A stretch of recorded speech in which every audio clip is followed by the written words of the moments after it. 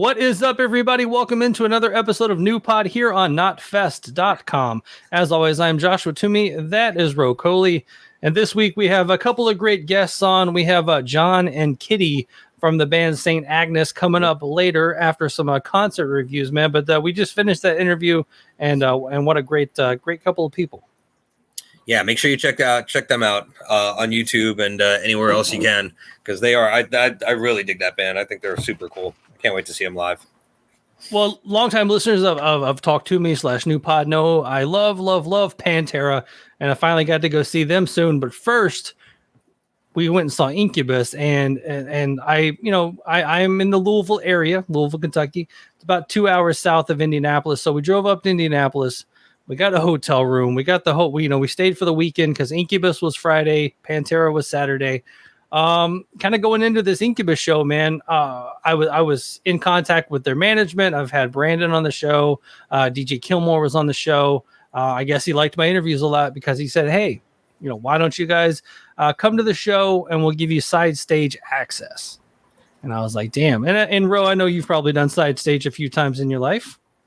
Only a few times. a lot of handfuls of times, but yes. Yeah. What's funny is going side stage this time. I haven't done it in a while, and I was kind of worried that if they were all wearing in-ears and everything was going through Kempers and things like that, what am I really going to hear on stage? Right. But I guess with this Incubus deal it's an actual package you can buy. We did not buy it, by the way, but there was another family that were there was like a dad and a couple of kids, maybe, or however that worked out on the other side, and they were being very well attended to, getting drinks. They got autographed posters. I was like, damn, I thought a guy was like super famous on the other side. I was like, who is this guy? And on the way out, I talked to him, and I was like, how do you guys know Incubus? And they're like, oh. We bought the package. And they said it was the second time they bought the package. We were going to the car afterwards in the elevator, and if you've seen any of the videos from the Indianapolis show, like, you see us on side stage, like, we're not hidden at all. Like, it's almost like a little mini stage on the stage, and they gave us our own monitor, which was great. Oh wow, that's cool. And we were next to the bass player, which I was fine with because she was killing it. I believe her name is Nicole Rowe, who's filling in on this tour. I didn't hear a bad note all night, and it was definitely all live from what I heard. But we were walking to the car afterwards, and some people were like, "Hey, did you guys really pay the $1,500 for those tickets?" And I was just like, no. But if I had that kind of money, it was definitely 1,000,000% worth it. Oh yeah. So I mean, how was it though? How was did they play a lot from all the records, or? Yeah, I mean, it was a pretty being an Incubus fan, I mean, I knew every song. It was a hits kind of set. They're one of those bands that have a ton of singles and a ton of songs over the years. I know going into the Incubus show, you were saying that you wanted more off of Science, and you wanted Brandon playing the bombs, which I thought was funny. And they played. I would say they played 3 songs off of Science, kind of 2 plus Magic Medicine. They opened the show with Magic Medicine, which was crazy. I don't know if that really counts. That's what I said. I said it's like 2.5. That's a little cheating, if you ask me. But okay. But they did Vitamin, and then they did Glass. So, that's cool. Off of the first album, or the first, I guess, big album. Sounded great. I've seen some videos where Brandon's voice has been kind of hit or miss. From our vantage point, I mean, he sounded absolutely amazing. Cool.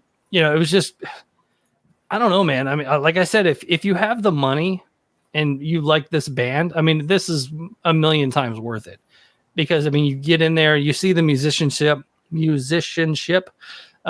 bass player killing it, drummer killing it, DJ Kilmore up there killing it, seeing them kind of feed off each other on stage. And then obviously the other part of it was just watching the crowd.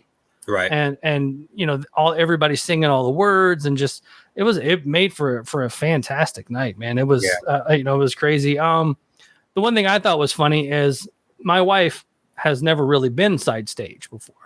And I'm thinking, we got these tickets through Notfest. We got these tickets through me interviewing. Be professional. This is Melissa's favorite band. Like, bar none, top of the line. Incubus, Tool, Deftones. That's like her Mount Rushmore. Whatever you want to call it. So I'm like, when we get up there, act like you've been there before. Let's be cool. Don't make a scene. And now that I know that fans can buy these seats, and that maybe Incubus didn't know that we were, industry peers or however you want to call it, I was much less horrified by Melissa. But I mean, she was dancing like it was it was 1999 all over again, and she was having a blast. Don't get me wrong, I loved seeing it, but she was just dancing and singing and screaming and just. I told her that I've automatically won like the next 4 fights, because I got her on stage. Experience of a lifetime, right? I get a lifetime pass. Yeah, that equates to 4 get out of jail free cards for me. Opening band on the bill was Paris Jackson, which is I guess Michael's daughter. Michael's daughter, right? Oh, yeah. She can sing, looks great. The whole thing. I mean, it did definitely seem like maybe kind of a pieced together band. I don't know how long the band had been together, right? But it was crazy. Did it fit in the kind of? Yeah. I mean, she was definitely doing more of a rock band. It wasn't just a pop thing, right? She did seem a little bored up there, which don't get me wrong. I mean, opening band on any kind of amphitheater thing is. You're playing to the guy with the nachos, right. kind of deal. I mean, she did there was a kind of a guitar solo going on, and she walked not off stage, but kind of just to the side of the stage, but you could clearly see her, and she answered a text, which I thought was very bizarre. And then put the phone back in her back pocket and came back out and saying, yeah, right. I'm kind of in the middle of something right now. Right. It was cool to see. It was funny. I Googled her net worth during the show. And the buy on to, and because I was like, I mean, I don't know. Did she get the Thriller money? I was kind of wondering about that, but she's a Jensen. She's got something. The internet said 110 million. So I'm assuming the Incubus buy on was a pretty was some chump change at that point. Right. But it was definitely fun. And then the band Bad Flower was on after Paris Jackson. Good rock band. I mean, they kind of had a kind of grungy kind of sound, But I mean, obviously we were there for Incubus, and the last 2 times I've seen them now, Louder Than Life, and now this. I mean, totally blown me away. So I hope. What's that? How long do they play for? They were up there for a good while. Let me look at the set list again. 1, 2, 3, 4, 5, 6, 7, 8, 9, 10, 11, 12, 13, 14, 15, 17 songs.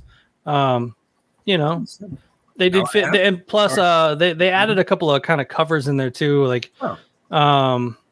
They did Riders on the Storm by The Doors at one point. That's cool. Kind of as an outro, and then Wish You Were Here, and then they added the Pink Floyd song with the similar title. Whichever song that one was. So I mean, they threw in a couple of musical interludes and things like that. And, that's cool. Yeah, it was cool. Crazy thing though, the only person that made eye contact with us the whole night was the bass player, and we were right on top of him. and so I mean, they didn't really have a choice, but it was weird. Like when Brandon would kind of turn our way, he would turn quickly and then grab a drink and then kind of come back. And they were very well, very much playing to the crowd, but they weren't playing to the side, the people on the side. It was weird. Strange. We were right up on him, man. But yeah. And, the guy that was kind of running the VIP area was one, I believe his last name is Gonzalez, but longtime crew member of Deftones and was a guest on Good Company with Bowling. So it was funny when I saw him. I'm like, oh, I know you, and we kind of talked a minute about the Deftones and Scott Bowling and all that stuff too. So kind of cool to see some familiar faces out there on the Incubus tour. Very cool. Very, very cool. Yeah, great sound though. And what about? That's what I want to hear. All right, Pantera. All right, Pantera. So. I mean, we're just going to start from the beginning. We get there. We were in Indianapolis. We didn't have anything else to do. We saw that the gates opened at 4:30. We drove over there, got parked, people were out tailgating. This is the big amphitheater. Incubus played the smaller one, holds about 9,000 people. The big one holds 20,000 plus. I'm hearing I heard 18 to 24,000 people at this Pantera show. So wow. Yeah, so it's the normal big amphitheater show. So we get there at like 4:30, gates at 5:30. So we get in there. I mean, people are busting out the canopies and grills and beer and weed and just, I mean, people are there were people throwing footballs. Like it was like you're about ready to go to a football game. Yeah. They actually had a merch tent set up out there, which I thought was ingenious. People, while they were waiting in their cars, go over, grab their $45 t-shirts, go back to the car, put them up. I kind of wish I would have bought a shirt, but I was just like, The one thing that happened the whole day, and I'm not going to name names because I'm going to forget names and I'm going to leave names out, but so many listeners came up to me at Pantera. Different. Nobody bothered us at Incubus. Anytime I went anywhere in the Pantera pavilion, like people were stopping me. I was a pseudo celebrity at the Pantera show. Very cool. So we're out there pre-gaming. Everybody is hanging out. We go to get our tickets to make sure we have our tickets and everything. So we go up to the tickets and we go back to the car. We're about to head over to a urinal. Listener stops me. Toomey, what's up, man? Oh my God, blah blah blah blah blah. Offers us some beers. We have a couple of beers hanging out with some people in there, and that's the one thing too. I need to get out more and be a man amongst the people, because the one guy knows who I am. He's got a group of 10 with him that, all get guitar picks and everything else. Obviously, so that's a few new listeners right there. So if you're listening, nice to meet you. But yeah, so we're hanging out in the parking lot, drinking some beers. We finally get in the show, hanging out. More listeners coming up, talking. I'm meeting people that I'm friends with on Facebook's kids. I'm like, oh, is this your kid? I know, and like I know their names and shit. Just hanging out, and the merch line was banana sandwich that was in there. Like it was, I mean, I'm not, everybody kind of was saying this was a cash grab. I don't think it's a cash grab, but man, they are covering their bases when it comes to merchandise on this tour. But we hung out for a while, just kind of, like I said, it was almost like a random meet and greet, hanging out, talking to people. Snafu opened the show. I saw a little bit of them. They did a really great cover of Fight Fire with Fire by Metallica. Thought that was fun. We get into our seats, get sat. Lamb of God comes out, and I've seen Lamb of God, I don't know, 10 times over the years. I mean, I know you probably have to, probably multiply that by 5 for you. I was going to say men. Probably one of the best Lamb of God sets I've seen. I was absolutely blown away. I was bummed that Randy shaved his head. I know that's trivial, but he pulled it off live. It actually reminded me of old school Randy, like, right. Like early 2000s Randy rather than, dreadlock Randy. But yeah, I mean, they played a killer set. I mean, you could tell that they were kind of out to not only make some new fans, but they obviously had a ton of fans there. Anytime they did the sing along parts, everybody knew the words. So I think they were a fantastic opener for this one. I mean, they do tend to get a bunch of those kind of shows, the Slayer final tour, the Pantera, they kind of almost kind of the token band Megadeth at this point for the Megadeth tour, all that stuff, man. So you get a lot of that. But then the obviously the main entree of this whole thing was Pantera. And I mean, I'm not going to lie to you, man. They play like a video montage before the show. It's mainly all vulgar video and the 3 and all that stuff. But I mean, it just kind of puts you in that moment, and then the music starts, the banner's up, the pot leaves are going all over the place. And I just have tears running down my face. Like I went into this not knowing if I was going to be excited for the show, if I was going to be disappointed, how my emotions were going to be. But I walked in and like after the video, and then they kick into a new level. Like I'm just like I'm smiling, like smiling. We talk about that with Saint Agnes. Saint Agnes, right? I know that Saint Anger man that gets me in there. Saint Agnes. But just talking about heavy metal show, crazy pyrotechnics, all this stuff. But you're smiling, the whole time, and it made me think of that. I have a whole new love for this version of Pantera. I am going to say it right now. If you go into this, if you have not seen this show, you can't. I guess you can still call it a Pantera tribute or whatnot. But after seeing the show, if you're still calling it a tribute after the show, you must not have had your ears open or something. Because it had the logo on fire. It had the light show. Phil was out there doing all this Phil stuff. Talk between songs and just kind of his ramblings about anything. And if you don't know the words to this one, find an old guy next to you, and he'll teach you and shit like that. Just doing the old Phil stuff. That's what everybody wants, man. Zakk and Charlie, I think they never once really made it about themselves. Charlie would be harder for him to do that, but Zakk never really, it's like showboating or anything. Did a whole he walked around the stage some, but he really just kind of played. He didn't, Rex was out there being Rex and pointing and doing all the stuff and foot on the monitor and kind of showboating a little bit, but it really truly looked like Zakk and Charlie were just really paying tribute to their fallen friends. Right. And I just walked away going, I'll see that a million times over. Give me that every day, all day, and that was the other part I was going to bring up too, is before the show, I'm eavesdropping, listening to people walking around me, and you're seeing old, guys with gray beards hugging each other, saying, I love you. I miss you. I we need to hang out more. It's been so long. You got that side of it with, right. It kind of bringing everybody together. And then if you're going to shit on the Pantera shows and call them a tribute and call them a celebration or whatever you want to call them, I took a lot of video. I'm going to eventually post, but where I would turn around and film the crowd. You got 20,000 people with smiles on their faces and just metal bringing people together like that again that we haven't seen in a long time. Right. And yes, I even posted about this. Did I miss Diamond Vinny? 1,000,000%. Did I have fun with 20,000 other people? Absolutely, man. Everybody in there had a blast. After the show, walking out, just listening to people, a lot of the same thing. A lot of I miss Dime, I miss Vinny, but man, that was amazing. I loved it.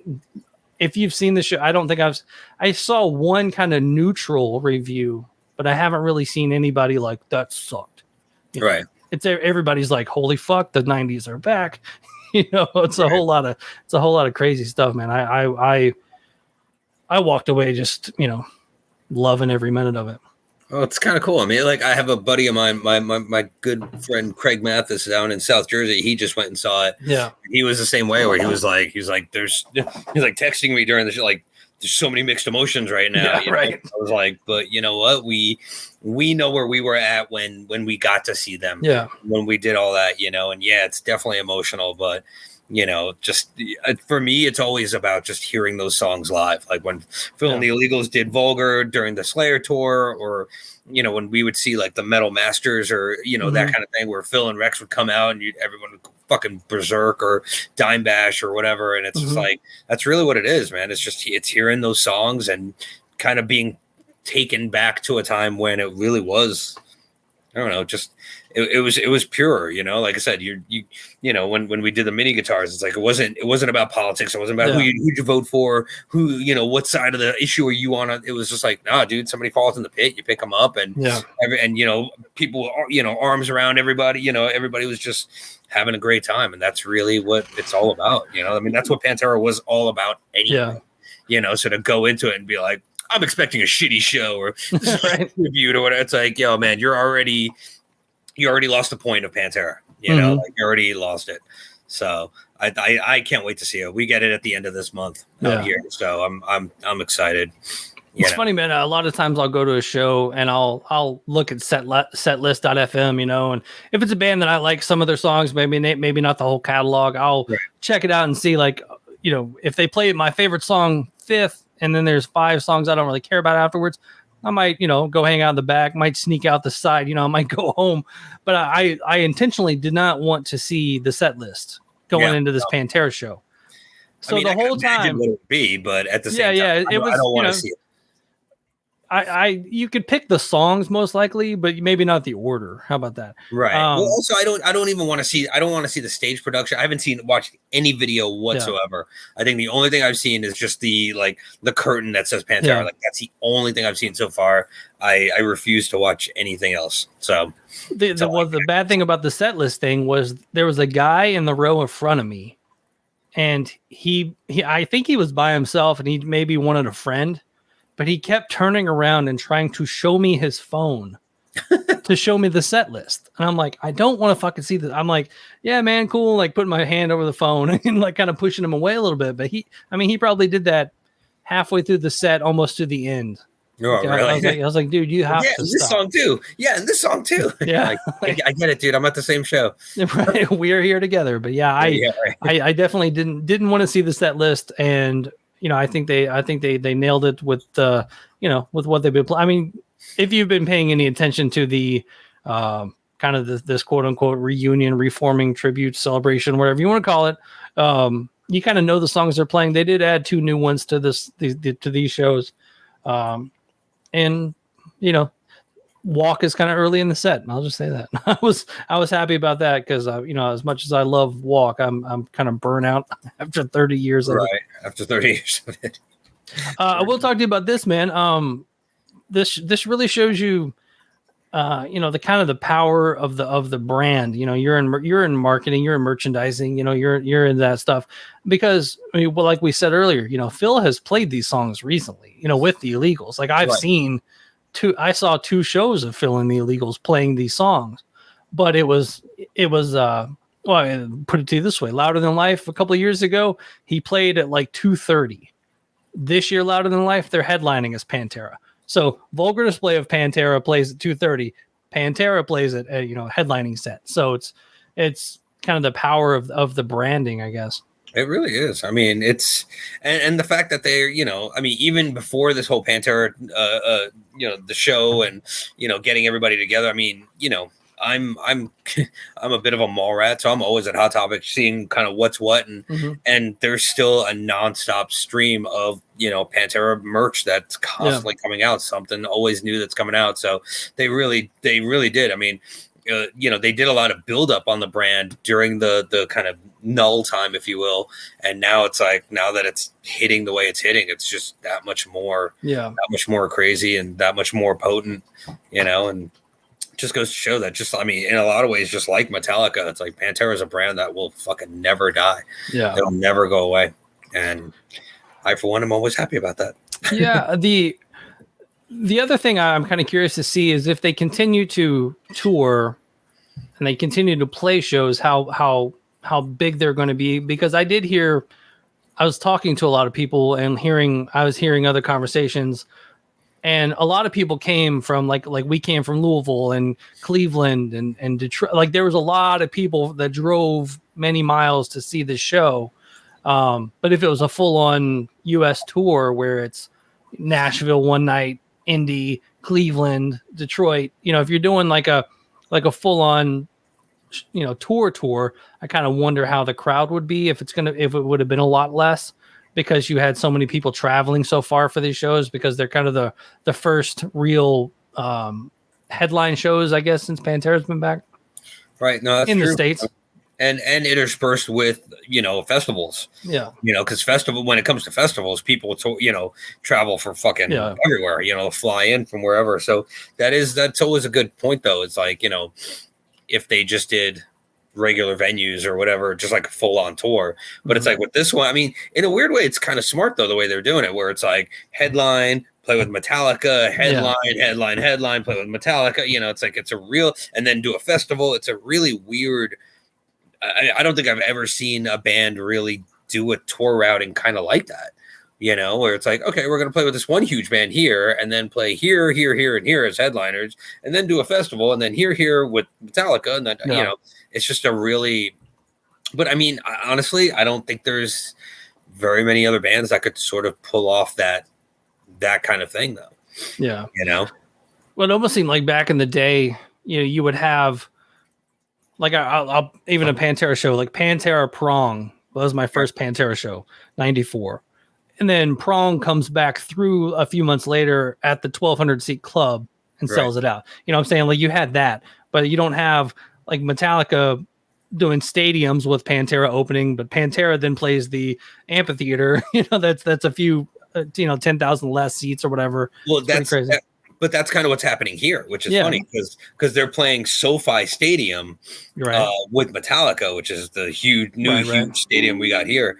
And then the next day they're playing in like Chula Vista, California with Lamb of God. And it's like way smaller. So that's why I'm kind of curious. I think in a weird way, it's almost like everyone who couldn't get tickets to Metallica and Pantera, like you can at least go to San Diego. Kind of thing, you know. I think that's where you're going to get a lot of the spillover, but we'll see how it goes, man. It's gonna be a wacky old month, that's for sure. And I will say, and I'll put this on record, I will say that going into the show, I would have never thought that they would make new Pantera music. After this show, I wouldn't put it past them. That's the interesting. I think that's the wild card question in this whole thing is like, will they? Because it was one thing for me for them to play as with Charlie and Zakk, who I fucking adore both of those guys. Know that they weren't just like two hired guns out of nowhere that kind of came in to do this. So it's like doing this whole thing. If they record a record under the name Pantera, that's where I'm a little like, okay, now I don't know quite. That's a mixed emotion thing where I'm like, okay, like, do you do like sort of what Caius did where they weren't calling themselves Caius, they were calling themselves Caius Lives. Right. I think that's a tough call for me. I think if they do it like a super joint record and make it kind of sound dirty, then no, I don't want it. If they get Terry Date behind the board and they make it, they use the drum triggers like they're doing live and they get the guitar tones, I'll at least check it out. That whole thing. For sure. You gotta at least check it out. But I just, but then to call that Pantera, it's like, it'd be like Van Halen without Eddie and Alex, and two very competent people doing it. And then be like Van Halen, you'd be like, really? like if Chickenfoot said they were Van Halen, right? Right. That kind of thing. It's like, so that's where for me it's a little dicey. But for now, I just want to revel in seeing them play these songs and watching them kill it.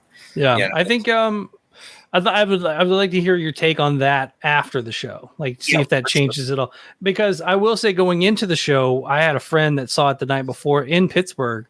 And he was texting me at like 1:00 in the morning and telling me, it's the greatest thing, not the greatest thing he's ever seen, but it was amazing. You're going to love it. And I, my throat was sore, my head was sore from, head banging and blah.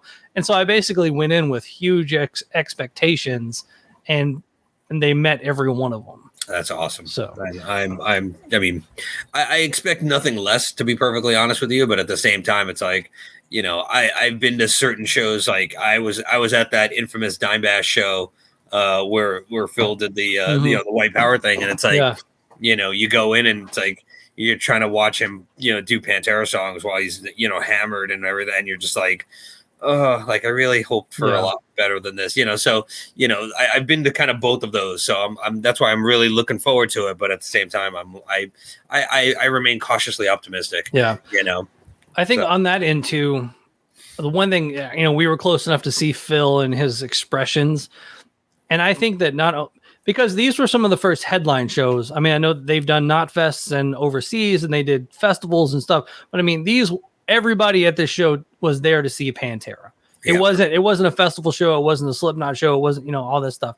And I think that maybe an older Phil is really like, you could see appreciation that there were that many people there, because I mean, you got to think about it, man. I saw Phil Anselmo Superjoint Ritual in a club here in town with maybe 500 people, maybe. Yeah. You know, they play the whiskey out here. Yeah, I mean it's and it was definitely not sold out. It was definitely not tons of people there getting into everything. A lot of Pantera fans, but it wasn't like it was the other night. And so you throw the Pantera name up there, you play those songs again. He sounded great, by the way. And then I think I hope that he really was taking it in as much as it felt like he was, because a lot of times, I mean, that's also kind of a Phil thing to do, is kind of stand there with his arms crossed, kind of making that face.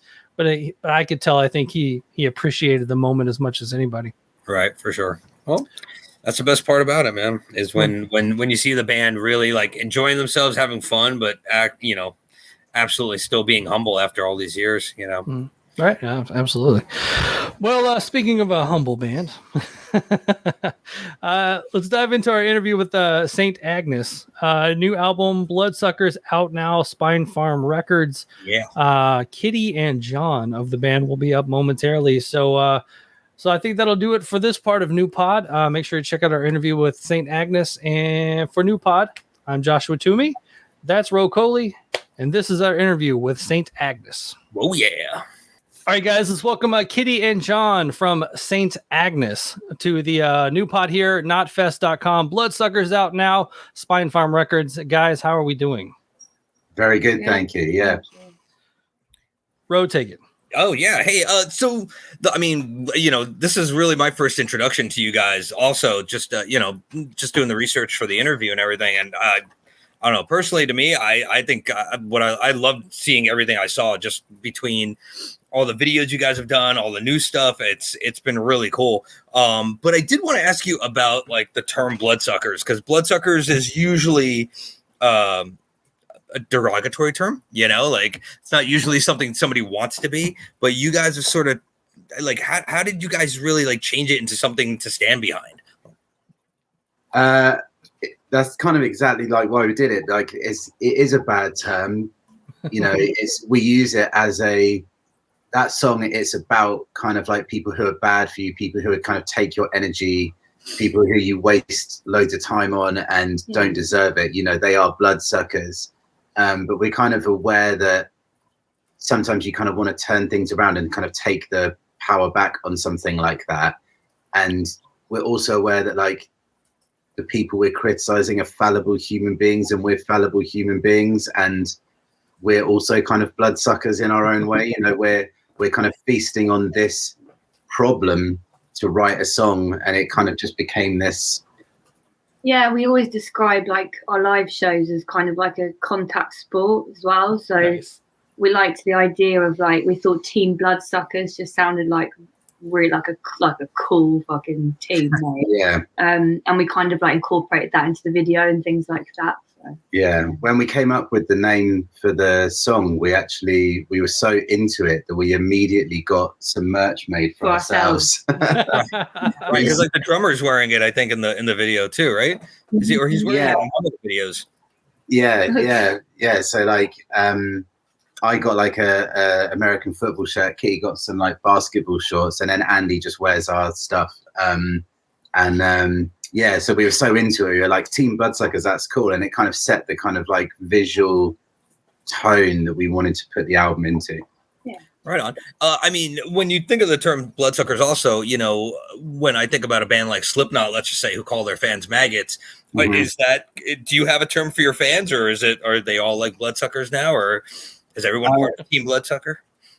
It's kind of a thing that we've always done. Every era of the band, we've kind of always had like a slogan that's kind of gone with the thing. I don't think we've got a specific name for the fans though.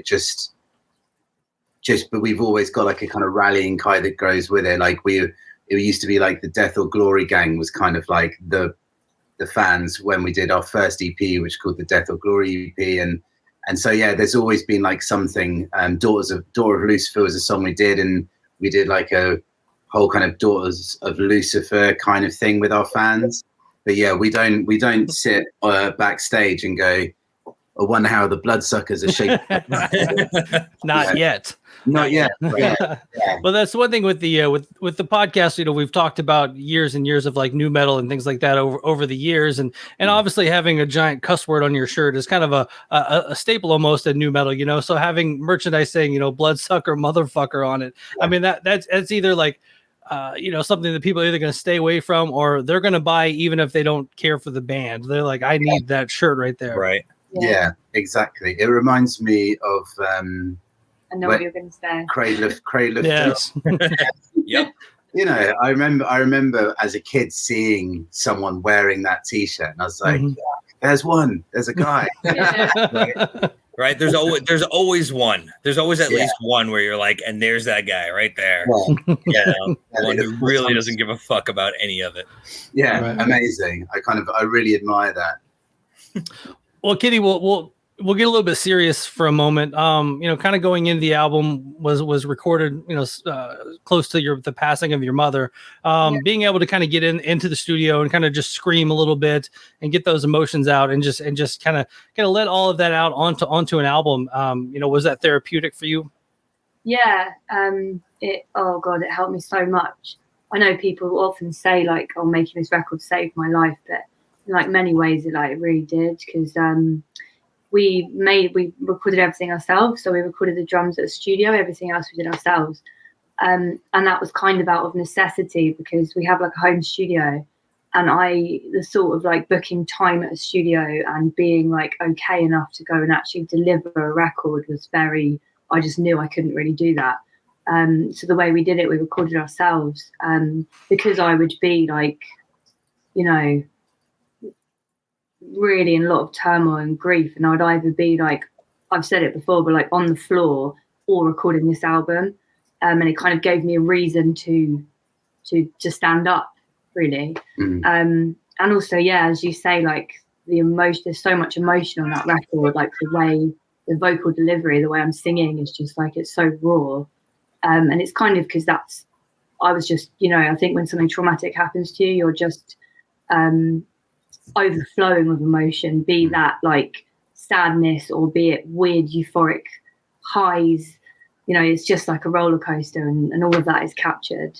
There was an element of you like, I haven't got the energy to like plan anything or think about this. I'm just going to write lyrics and I'm just going to do my thing. Yeah. And that's all I can do. And it turns out that Kitty doing her thing in that way, like because the emotion was so raw, was like super intense. And like from my point of view, being in the room when Kitty was tracking the vocals, I was sat there with headphones on, like pressing record basically, and having my back to her and like being really aware that like, wow, this vocal performance is sounding amazing, and then turning around and Kitty would be just like on the floor in tears at the end of the performance, and that was it, like take done for the day, Right. And we just had to kind of like move through it like that, which was hard, really hard emotionally for Kitty, is like incredibly difficult and tough for you to have to work in that way as well. Yeah, and I've said before to Kitty that it's like it was a privilege to work with someone who, when faced with that situation, rather than being like, now's a really bad time, I should wait a few months before we go into this. Right. It was like, no, I want to do this. I'm going to see this as a lifeline, and I'm going to make some art with what I'm feeling. Right. And it's a real privilege as a fellow artist to be there when someone's doing that, and to be trusted to be involved in that, and therefore make something that feels like true, authentic art in the moment, rather than making it a year later and looking back on that time. It's hard, but I think kind of magical. Yeah, I would say for you, John, I mean, it's got to be tough to sit in the room and knowing that your guys are doing something really great, but then also knowing that she's going through what she's going through. So, I mean, the mixed emotions there where you're hitting record on a very powerful project, but it's also, pulling so much out of her at the same time. Definitely. Like Animal, the song Animal, the second track on the album, that song, like, it's not necessarily the most kind of emotional song on the album, but Kitty just was absolutely raging that day. And I didn't think it was a good idea for us to even record, but she was like, kind of like, there was no stopping her. She's like, I'm going to fucking do that song and it's just, you know, like it was full on, and we did it, and I said to her, I think you could do the last chorus better. I mean, it was dangerous. Right. It's like, you don't want to give a criticism around that time. Yeah, exactly. And so you can hear the microphone hitting the wall at the end of that song. It wasn't the back of your head. Yeah, exactly. So I was like, fuck, that vocal take sounded amazing. And what was that noise? You were like, I remember you were beaming. You turned around with your headphones on, absolutely beaming. Yeah, she was. I mean, like we were in very different mental states at that point. Yeah. I know you've said before that you felt guilty at times for, and like, you know, and myself, like thinking, should I really be doing this now? Like, is this, you know, like, should I just be dealing completely with the grief? But you know what I've done for all of my adult life is like make art, make music. So it was kind of natural. Like, well, this awful things happened to me, but this is what I do. So I'll turn to it. Absolutely. I mean, it's what inspired us to pick up guitars and stuff in the first place. Being sat lonely in your bedroom and having an acoustic guitar and strumming a few chords and starting to hum something to yourself that makes you feel better, you know. And it's just a more sophisticated version of that. No, it's very true. I not that I want to harp on this, but I was actually kind of curious about just kind of like your mother's influence on you and your music. Like, did she help kind of sort of help your musical taste evolve? Like, what was kind of her role in what you were doing prior to all of this? So my dad is a musician, so I grew up just surrounded by musical instruments, and my brother plays music, and kind of both of us it wasn't really a conscious choice to start playing music. It was just what we did. My mum, completely unmusical, like to a hilarious degree, could never play anything, but was like very supportive of my dad and things like that. I had a really difficult relationship with my mum, actually, both my parents. And so I think that's why her passing away really unexpectedly and really quickly has just been so difficult, because I think if you do have a complex relationship with somebody, you're not only dealing with the fact that they've died, you're also dealing with the fact that your relationship with them is what it, you know, there's a full stop on it. There's no chance to like change anything or improve anything. So you've lost the opportunity to like make things better, as well as having lost a person, if that makes sense. So I'd say a lot of like what's on the record is also talking about my relationship, my difficult relationship with my mum. But that's why it's kind of there's so much kind of like anger, grief, and hope, and like there's such a mixture. Like Kate would sit and talk me through what she was thinking and the lyrics that she was doing, and you know, we'd write the lyrics together. Some, and Kate would have like a basic, this is my first verse, I love it, where can we go? And I'd be like, what's interesting is that emotion, and she would then talk about it and then be like, I've got the rest of it, you know. And like it's, I think like from an outsider's point of view, your mum's influence on you really is like nothing to do with music, and it's like more like a sense of humor thing. And like you know, your mum's kind of like someone who just throws herself into like a plan and an idea, and that's kind of like what you've done with your life and making mad decisions, like being in a band. Right. I mean, I like the way that you said that, though, that, you know, the songs kind of have this, it's like there's a very visceral nature to it because it's raw and it's angry, but there is always this, I was reading the lyrics while I was watching the videos and everything, and there is always that aspect of hope, though, in there, where it's kind of like, yeah, you may feel like you suck, and yeah, the world sucks and everything, but like, we're all here too, kind of thing, you know, like everybody's still part of this whole thing. There is always that it never feels like it's just like life sucks, you know, like it's never that kind of thing. I was really impressed with that there's always that kind of feeling of hope in there, and I think that's something that people always need. I think I'm really glad that comes across, because it's something that we felt like a real joy at times when we were making the album, when we really felt like we had captured the emotion we wanted to go for.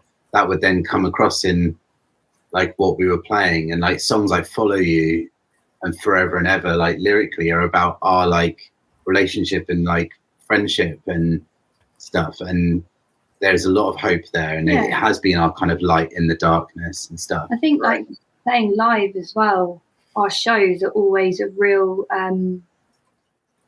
thing of yes, like it's very angry, very heavy music, and people are kind of like going crazy, but everyone's doing it with like big smiles on their faces always. Like whenever I look into the audience, like when we do shows, like our own shows, there is such like this like joyousness about the show, which you just wouldn't think, because it's very, you know, a dark band, it's like heavy subject matter, but there is always joyousness that's there as well.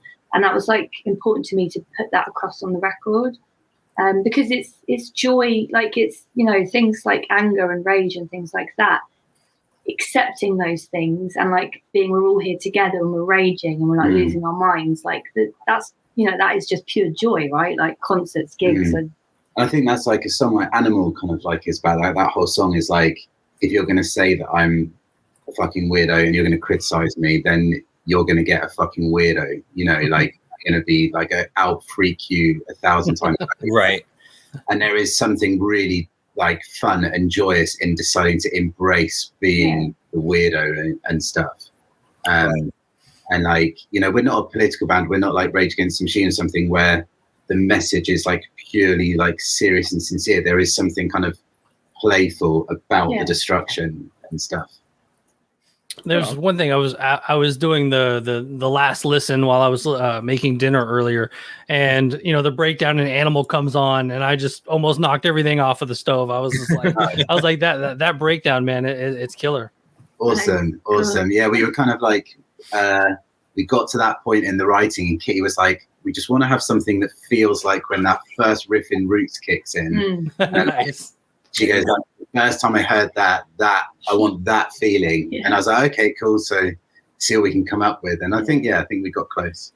Yeah. There's a couple of things in your kind of background, John, that I was like, is this guy like the UK version of me? Obviously getting into music through Back to the Future and things like that. And then obviously your love of White Zombie, I was like, you know, that was probably top 5 band of the 90s for me. Yeah. So it's kind of crazy kind of looking at that and seeing that, you know, someone watched Back to the Future as a kid and sees Marty McFly up there with the band and like that's what gets them to want to play music.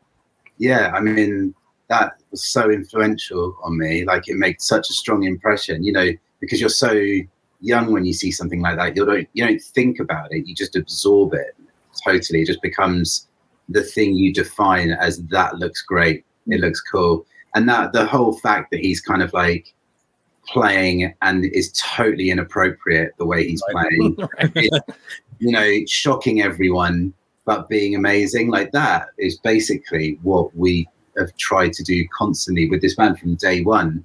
Like we started this band in London at the time when all of the bands, it seemed in London, were kind of doing much more like drifty, psychedelic sort of shoegaze stuff, like Jesus and Mary Chain and things like that. And they were all kind of just standing there being kind of boring. Right. And we were like, we want to go and make noise and jump around and be fucking crazy and try and get the crowd going and involved. And that felt like at that point, it felt inappropriate. Outrageous, which sounds silly to say, but like, it was very inappropriate. Yeah, London is like, you know, when there's a scene happening, it's kind of like all encompassing. It's like there is nothing else. Whatever's happening, there's just that. And if you're not exactly that, you won't get booked. So we would write on our press release, we're a psychedelic band. And then we would turn up. And we were kind of like playing like almost like punk blues at that point when we first started. Just kind of like we wanted to play something that was simple and just kind of visceral and direct. And that, you know, you're doing shows where you have like 30 seconds to set up and just use an amp that's there. Right. You know, we couldn't play anything more sophisticated than just plug in and make noise. Did you hit them with, you know, you guys might not be ready for that, but your kids are going to love it. Yeah, right. I said that in my head so often, but I don't think I've ever said it on stage. I'm not sure you should. No. See, I always love the first part where the guy's just like it's just too loud. Yeah, Like, that was always my thing. I was just like, that's Huey Lewis. That says yeah. Yep, yeah, that's exactly it. Yeah, he's the one who says it. Well, you know, when I was looking at a lot of the press stuff and everything for Kitty, I, you know, in the videos you play piano, you play guitar, but whenever I saw you listed, it was just Kitty vocals. Like, why not put that you're playing piano or guitar or any of that in there? I don't know. Oh, did I do in what in the video? I didn't do that. So I don't know. Did you do it? I just don't think that we've like specifically. We just don't sit there like figuring out who did everything. And it's okay. I just thought it was strange because when I was looking at one of the, I think it was the bio maybe, and it just said Kitty vocals, and then I'm watching the videos. I'm like, she's playing guitar. She's playing. Yeah. I'm like, why? A lot more than that. Yeah. Because our bass player left right when we started recording this album. Just as when we started writing it, really. When we started writing it, and he'd been with us for a really long time, and he left, and we were like, shit, like, who's going to play bass? What are we going to do? And we ended up we played it, didn't we, between us? Yeah. So Andy, our drummer, played drums, and then guitar and bass duties was just passed between us. A lot of the bass stuff, we can't remember who played what on the record, because we were just, the way we were writing was like, just be in our studio, playing something. Does that sound cool? Might sound cooler the way you play it. Passing it, you know, we can't really remember who did what. So I played a lot. I played all over the record. So I don't know why it just says vocals. It's just, maybe it's a good point. We should maybe put a few more things like after Kitty's name there. Good job, bro. You got the press releases in trouble. That's right. That's what I look for. I look for typos. She listed there as a piano player. What's wrong with the world? Yeah. The one thing it talks a lot about is you guys being in Dead Island 2, and the song being used in Dead Island 2, and that's the one thing I think that, growing up playing Tony Hawk Pro Skater and all that stuff, those songs are ingrained in my brain. If I hear them now, I immediately think back to that. And one thing, going through the videos and all the comments and stuff, there was tons of people like, hey, I heard about you through Dead Island 2, still love the band, or I've loved you since I got the video game. Kind of talk a little bit about getting into a video game and kind of how that culture kind of comes and that fandom came along with it. I mean, we're not the most educated people on video games at all. Like, we don't know tons about it. Like, we that came through someone who was a fan of the band who was working on that game. Yeah. Got in touch with us and we'd really like to do it, and gave us they just gave us a synopsis of what the game was about, and we didn't even know that it was a second one, because they didn't say it was Dead Island 2. They just said, we're doing this game, this is what it's about. And we were like, that sounds cool, zombies. And if the guy is like a fan, let's go with it. And then obviously now we've checked it out and now we kind of see it, but we're not really qualified to talk about video games. Well, I was just saying more along the lines of people playing the game, hearing that song, finding you guys through it, and just kind of that kind of fandom.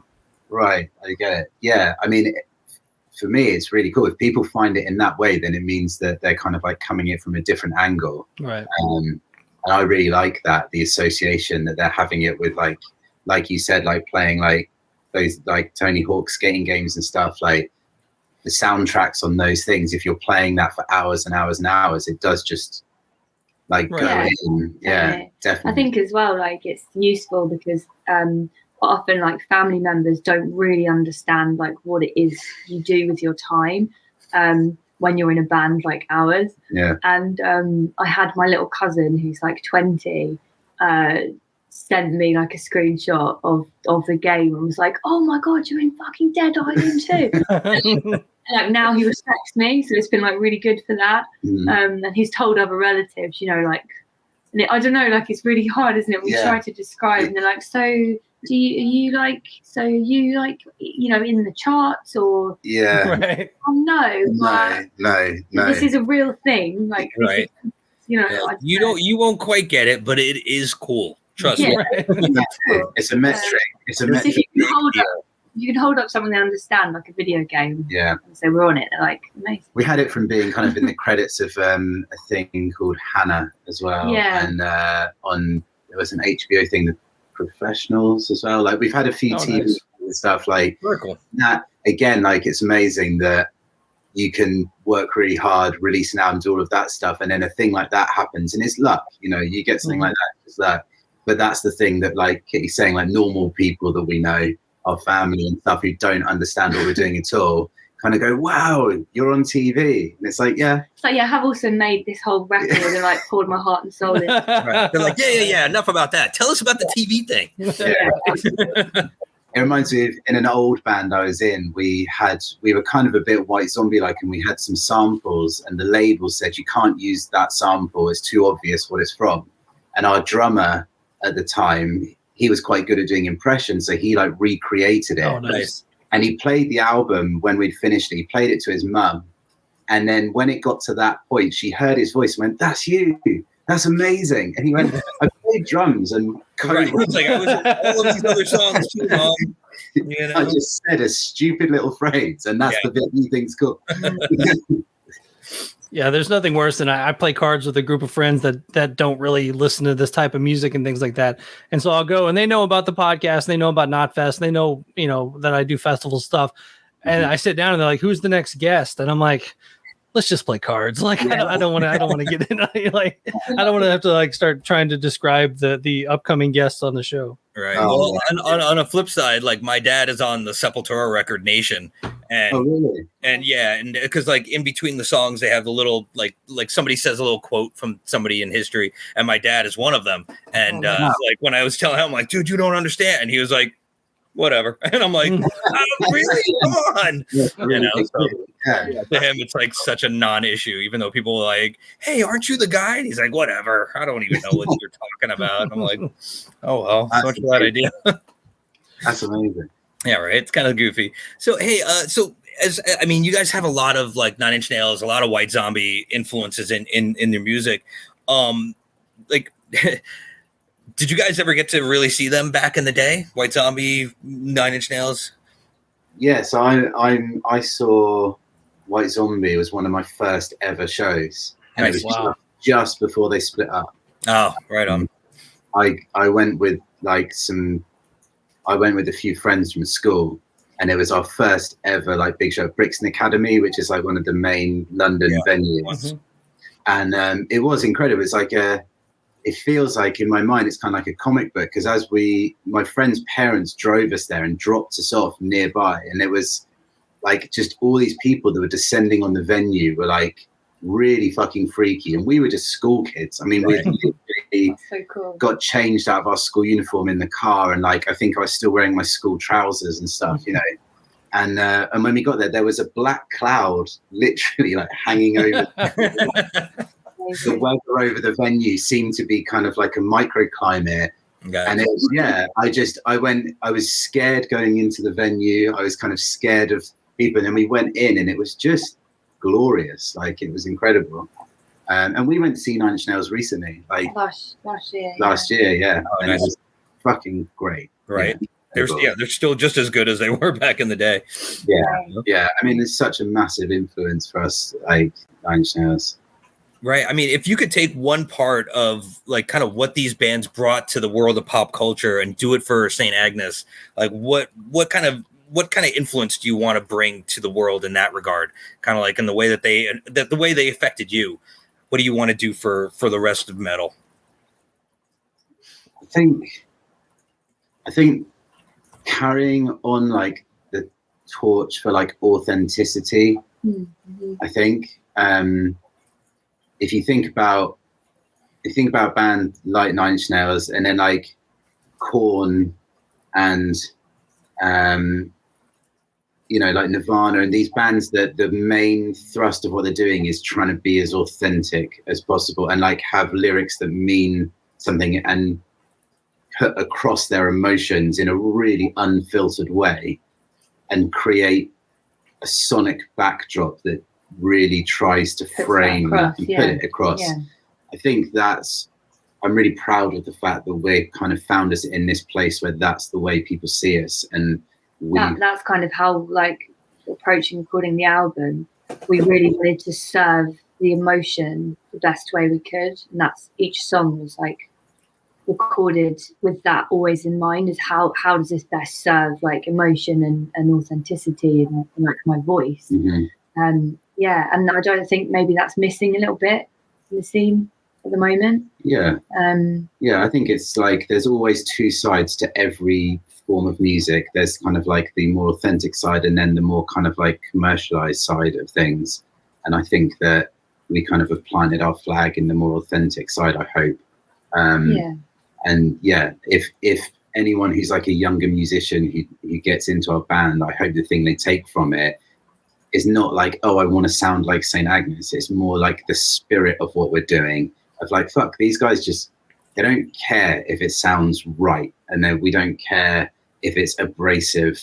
It's all about serving the song. Like if the guitar sound, we don't want the guitars to sound just enormous and clean and beautiful. We want them to sound like razor blades sometimes, because that's the feeling. We want it to be hard to listen to at points. Like the recording process is part of it. So bravery and authenticity. Like right on.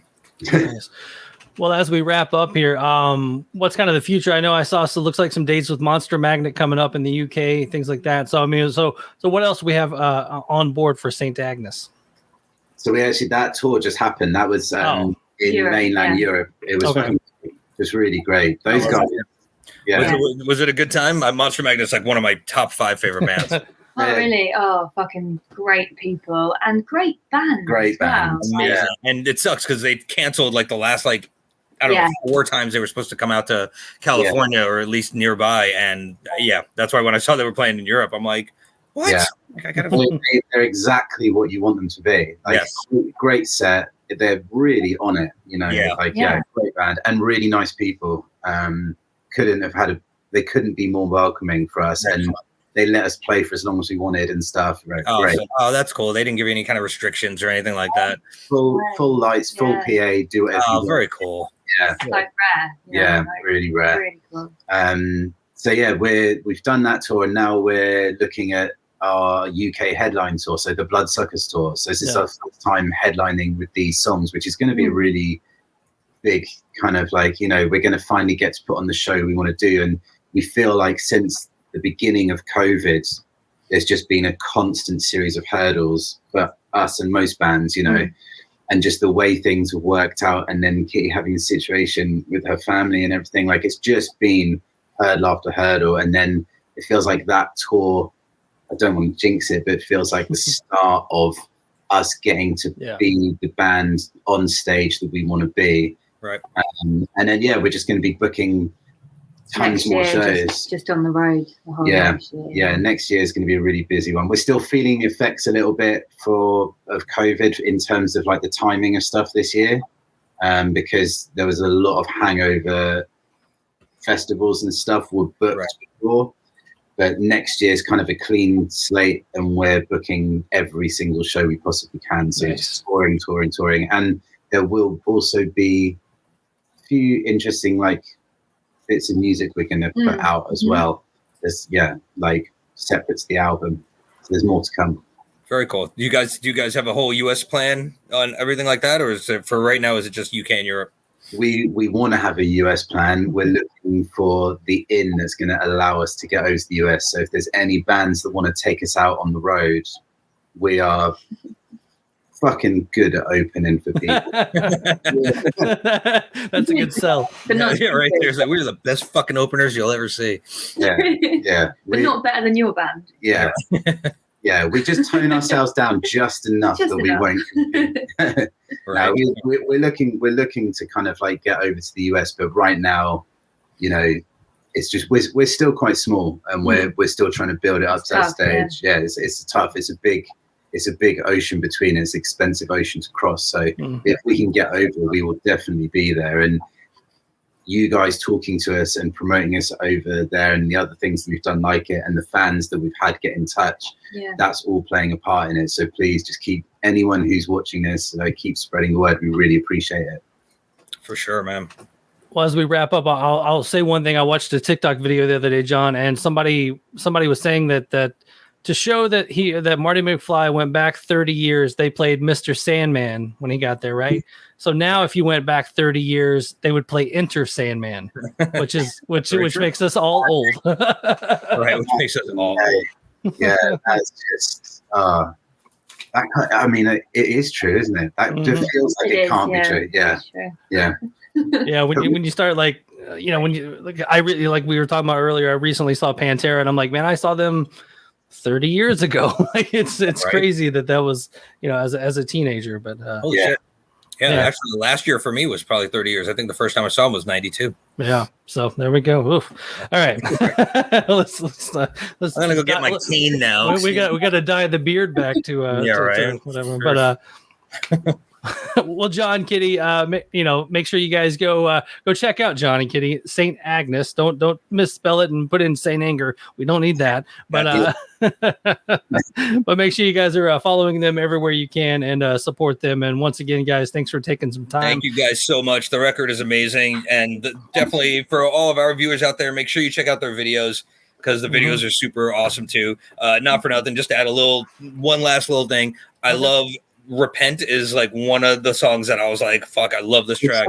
But I love the video because it just reminded me of like Mudvayne's Dig and like New Noise by The Refused and March of the Pigs by Nails. And it just, I love that sort of stuff. So I really dug that video. So definitely check out Saint Agnes's videos on YouTube because they are fucking pretty dope. So we got a new one coming out next week for very cool. Yeah, which I think you'll really like. Yeah, I can't wait to check it out for sure. Well, cool. Thank you guys again, man, for taking the time to talk to us here on New Pod. We very much appreciate it. Thank you, guys. Cheers. Thank you. All right, take care. Take care. Have a good night, guys. Bye. Bye.